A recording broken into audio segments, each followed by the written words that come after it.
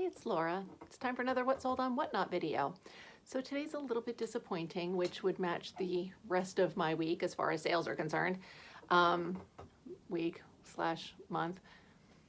Let's see, I had a really nice show as far as number of people who were hanging out in there and like chat participation and stuff. I probably had I would say like 20 to 24 people for the bulk of the show. It was really nice that way.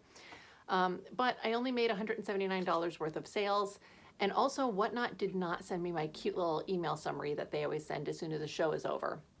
It looks like they're reformatting the way that they do that. It looks like they're going to make that information more available live in real time during the show, but that wasn't functional for me today. It just was showing 0 for everything. So I don't know what my earnings were after fees. I'm going to guess in the $150 vicinity, but $179 before fees. So I sold 15 items going to 10 different customers, and only 3 of those customers were repeat buyers, although one of those repeat buyers did purchase 6 items. So that's amazing. So let's get into it, and I'll show you the first thing I sold, which I already started trying to record this video, and then I messed it up. And have I gotten to the point where I could start clipping bits out during editing? Yes, I have. However, I'm like a month plus behind in publishing my videos. So will I remember that I need to clip something out of that? Probably not. So I just started over. Anyway, this is the first item that I'm shipping up. Shipping up? Okay. This is a Bob Mackie fleece. There's a little label. It's like a QVC era Bob Mackie. I've had this particular piece listed on Depop forever. For today's show, I pulled 3 items out of my existing inventory to add into the show. I just didn't feel like I had enough good stuff.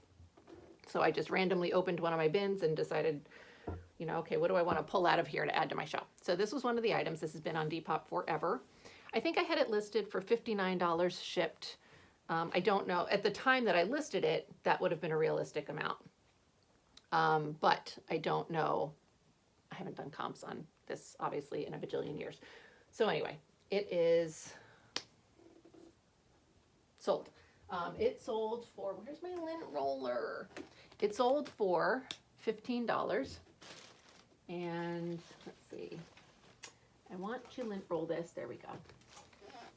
It's not like awful, but I feel like there's like, every time there's like a little cat hair on it, and then I pick the cat hair off, and I feel like it just sort of moves itself. So do this and it can stop escaping me. All right, let's see. So sold for 15 bucks. So that's good. I mean, I've had it for ages. Maybe it would have sold faster if I cross-posted it, but I hadn't gotten around to doing that yet. It's harder for me to cross-post stuff that's been sitting on Depop because Depop now allows you to have 8 photos, but they only used to allow you to have 4.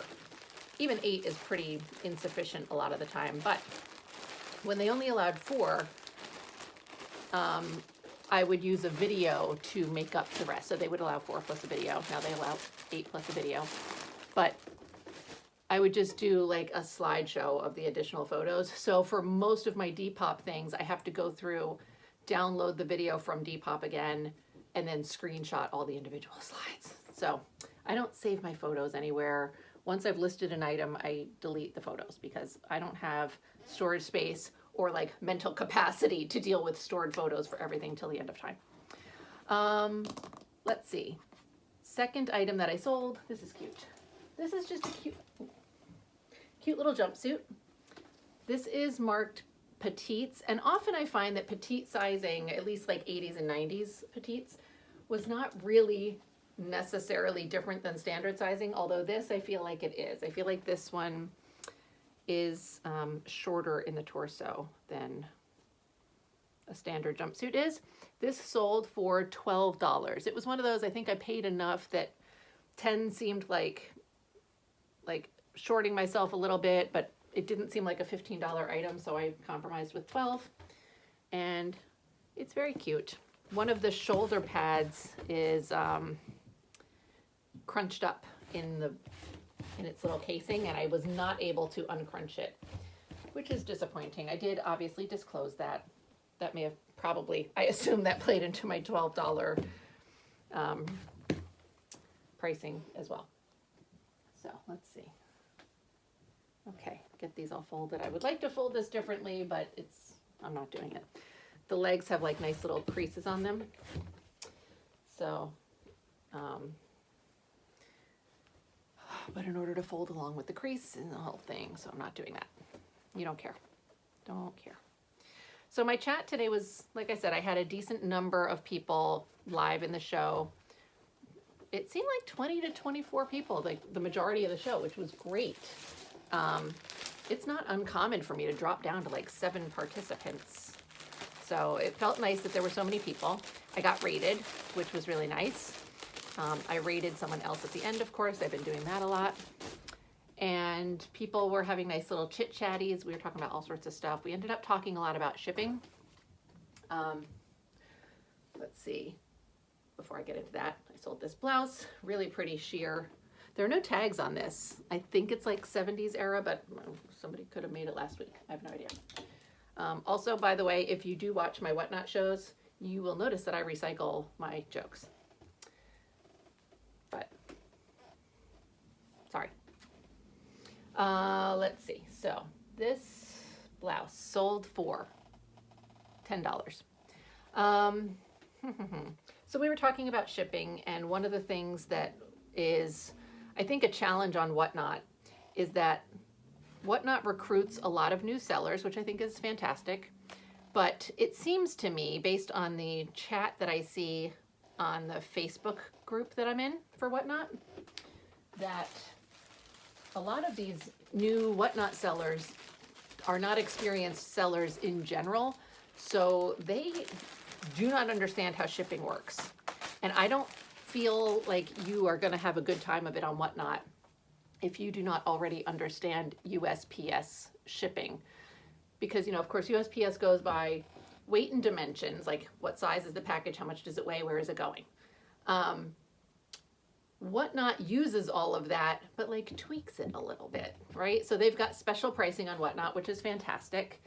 But if you don't already understand how it works, when Whatnot starts throwing their 2 cents into the mix, like they bundle packages, but you still have to, at the end of the day, be within certain dimensions. And then they do allow you to utilize flat rate pricing, but they also have their own pricing structure, which is very easy to confuse with flat rate if you don't understand the difference between the two. And it seems very confusing for a lot of people. So we talked a little bit about some of that. Let's see. This little house dress sold. It's been in a few shows, so I'm glad to see her going to a new home. Sold for $10. And this was to another new to me buyer. So, you know, one of the people in the show was saying some things that I don't know if like I was misunderstanding her or if she is less experienced with some of this stuff, but I got the impression that she was saying, and I'm saying she, I don't know if it, you know, I think it was a woman, but I don't know, doesn't matter.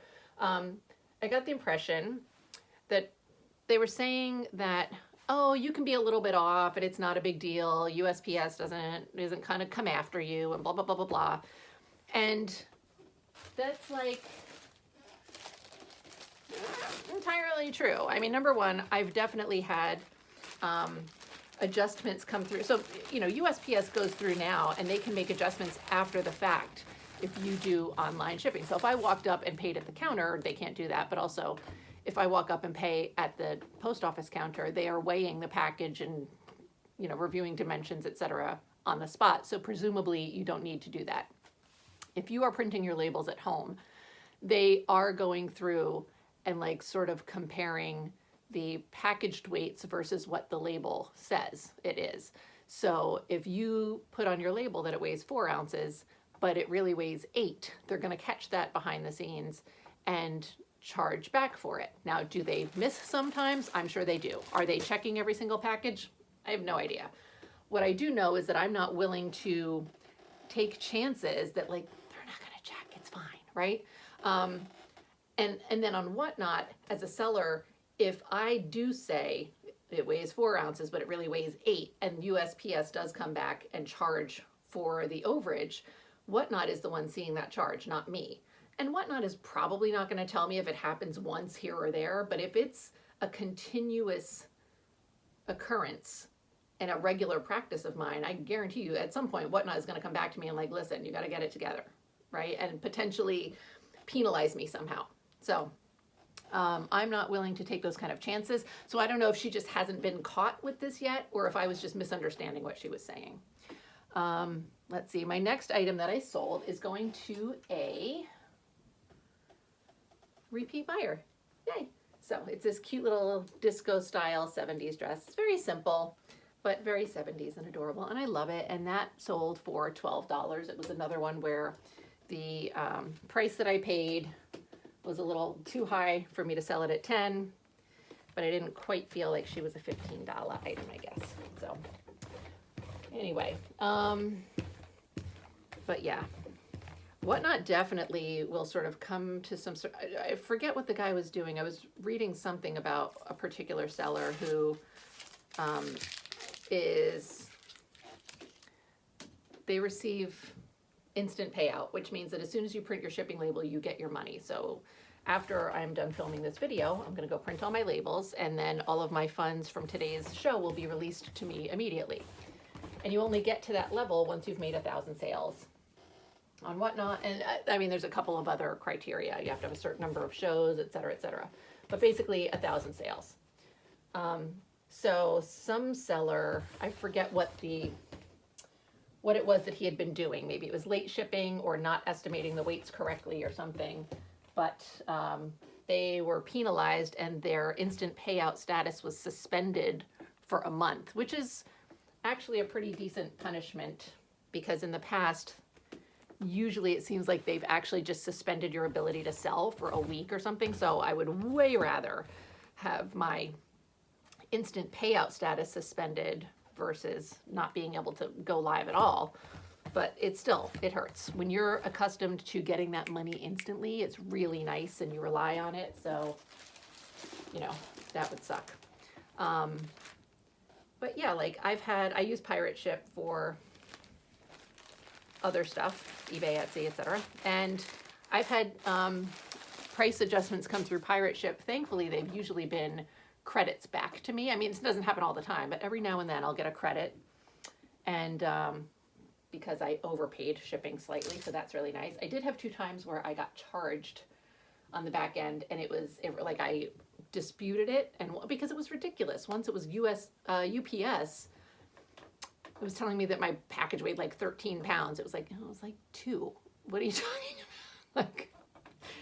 And I dropped it off at a UPS store. So it's like, even if I was that drastically off, y'all should have checked that before you gave me my receipt. But so I disputed that and I won. It was not whatever they were saying it was ludicrous. And then I did have a similar thing with USPS once where what happened? Oh, here. Okay. They charged me, I disputed it because I legitimately felt like they were off their rocker, and they took it, they undid the charge. So that was good. This next package is my repeat buyer who ordered 6 items. So let's see what she got. First is this really adorable little Y2K mesh sweet pea top. Here. And super stretchy. I love this thing. I feel like this was $10. Let's see, $10. Yep. I don't think I had anything get bid up today. So again, if you decide to start selling on Whatnot, I mean, I feel like every seller's shows can be drastically different, but for me, it is definitely, more uncommon for me to have my items bid up.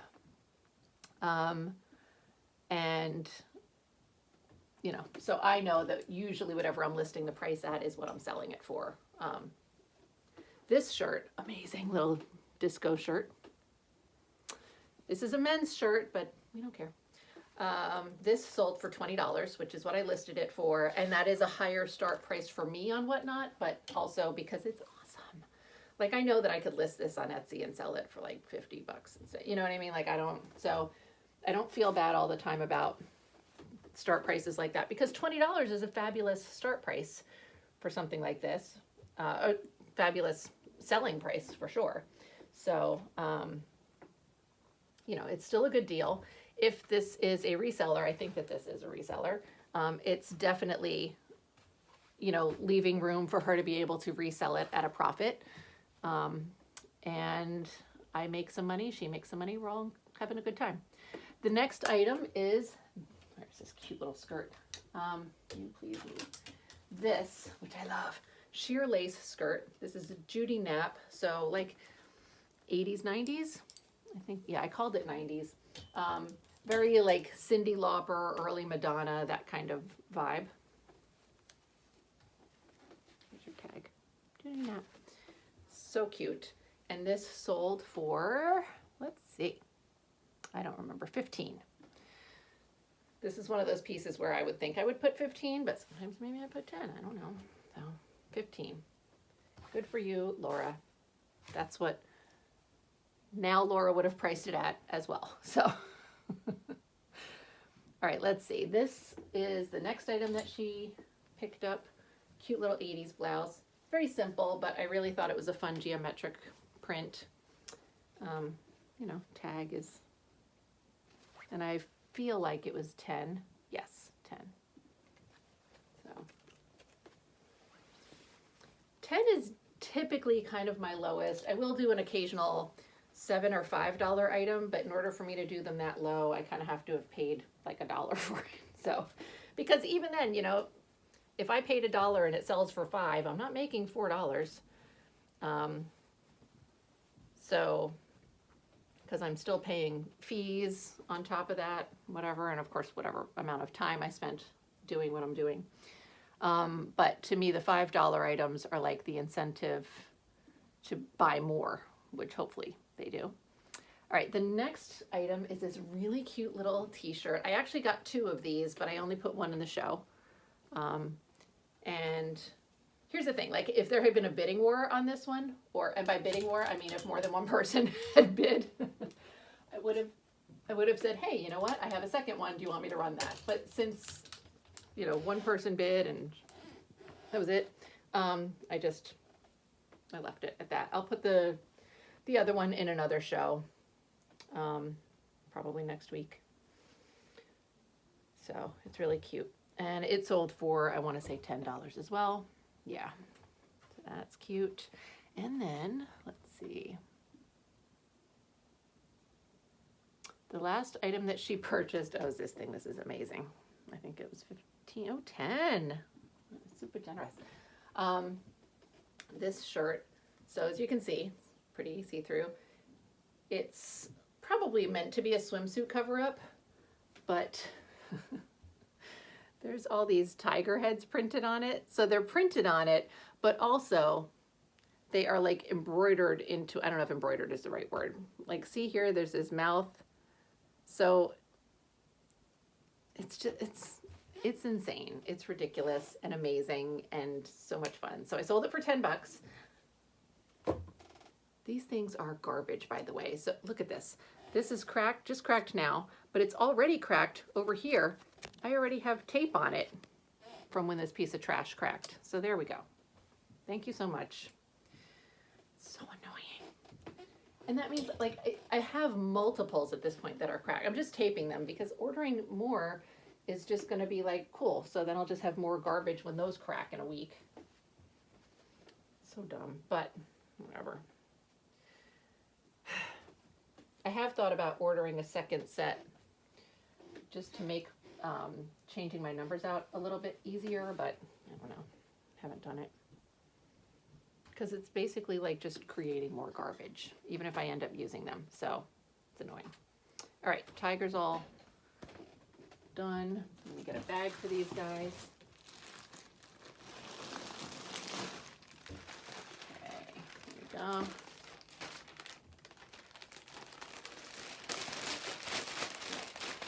Get these bagged up. This is my very delightful multi-item customer.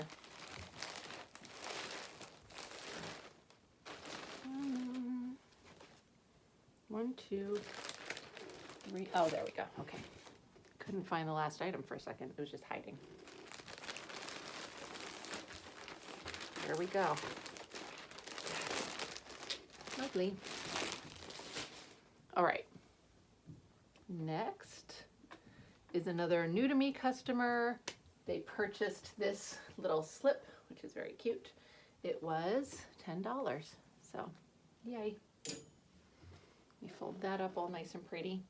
I really need to order some smaller clear poly mailers. I tend to do, like, I get a 10 by 13 size, and then I have two larger sizes. I think they're like 14 by 19 and then 19 by 24. And the 19 by 24s I really use for like super large coats or blankets or something. But I would really like to have a 9 by 6 size. I don't use it crazy often, but it's really nice to not have all the extra bulk when I need it. Like, I could put this into a 9 by 6 pretty easily and kind of save a tiny bit of environment. Let's see. Next, these pants are really fun. I don't know that these are vintage. They were just in yesterday's haul. But they're really adorable. They may be Indian and part of like a multi-piece set, but they're just, the print was gorgeous, right? And the flare is phenomenal. There are no tags. I don't know if they're vintage or modern or what, but they're awesome, so it doesn't matter. Sometimes I'll pick up stuff. I will not pick up like fast fashion type of, you know, even if it's really awesome, if it's junky fast fashion, I will not pick it up because, you know, nobody wants that crap. But if it's stuff like this, like, I don't know, it really fits a vintage aesthetic. I just am not sure if it's vintage. Maybe it's ethnic, maybe it's who knows, but I'll pick those up because it's, you know, it's still really unique. It's well made. And my hair is sticking to my lip gloss really badly. I brushed my hair before this video for you guys. It's still being a little nuts today, but I did try to like fix it up, but now it's sticking to my lip gloss. It's very annoying. Let's see. Do I only have 2 more. Okay. Another new to me buyer. This Indian cotton blouse, this sold for $10. So this, I love these things. This is gorgeous, but it doesn't have a tag in it. It was cut out. I suspect that this is like a 90s era, so I priced it a little bit lower. And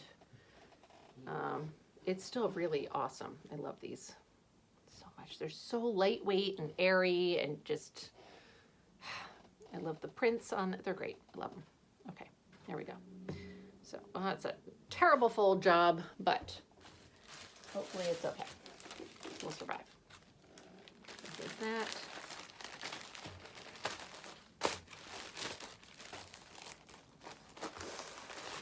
And what's my last item? Last item. Oh, that's right. This was another item that I pulled from existing inventory. This was actually cross-posted on all 3 sites. I've had it on Etsy for a little while. I don't think I've had it for crazy long, but when I say that, I mean like I've maybe had it 2 years if I had to guess. And I know that there are a lot of people who are like, 3 months is too long. It's not me. I will leave that shit up for fucking 6 years. I don't care. I actually had some really good thoughts around that whole topic yesterday as well. And of course now I can't remember them at all, but you know, just, let's see. So this was on Etsy and eBay. And what am I doing with this? I'm trying to refold it the way that it was folded before. And is that what I did? I guess. Why does it look so weird? I tried to, you know, fold it with the design visible. Where is your bag? Anyway, so pulled it off of Etsy. And I've already deactivated it, so it will not double sell. I think that the thought process I was having around some of this stuff, you know, sellers get all like, oh, I've had it listed for 3 months, it's stale, let me get it out of here, let me donate it, whatever. Especially with selling on Whatnot now, I notice so much that these cycles are like, you know, we're selling to each other. And, you know, and obviously now and then we're selling to other types of customers as well.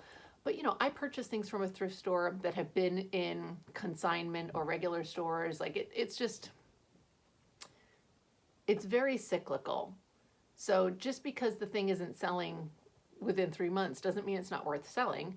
It just means that I haven't had the person come into my shop yet to buy that item.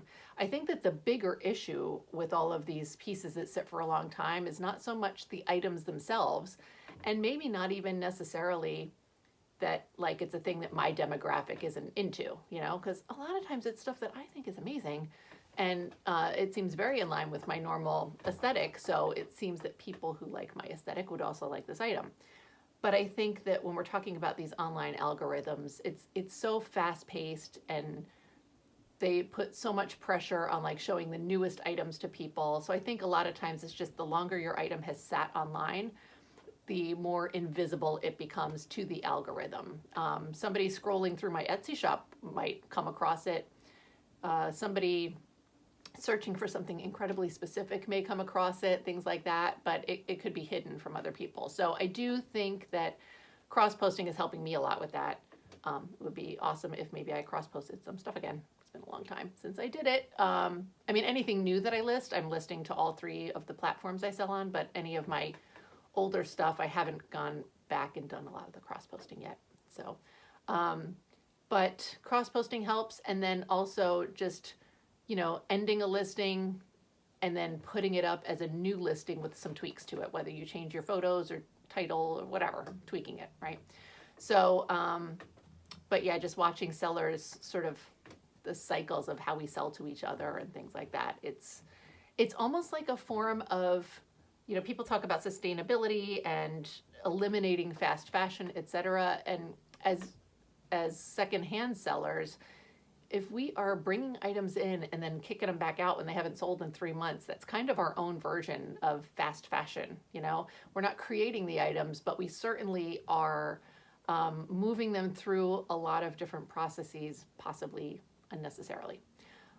I'm a big proponent of like doing whatever works for you. I like having my items available. I don't want to put all this work into them and then just boot them when they haven't sold in 3 months, because a lot of the things that sell for me do sell sometimes after years. So I look at it as I put the work in today, and I am just taking me longer to reap some of those rewards. But that means that, you know, stuff that I'm selling today, it's like, yeah, you know, I did the work for this a year ago, and it's finally paying off, you know. So that's how I look at it. But that's all my stuff. So I need to go print my shipping labels now so that I can have my money and also get everything to the post office so that everybody can enjoy their items very quickly. And then maybe I should do some work listing on other platforms so that maybe I get a sale one of these days. Maybe I could cross list. That would be cool. All right. I appreciate you watching this. Thank you so much for joining me, and I will see you again soon.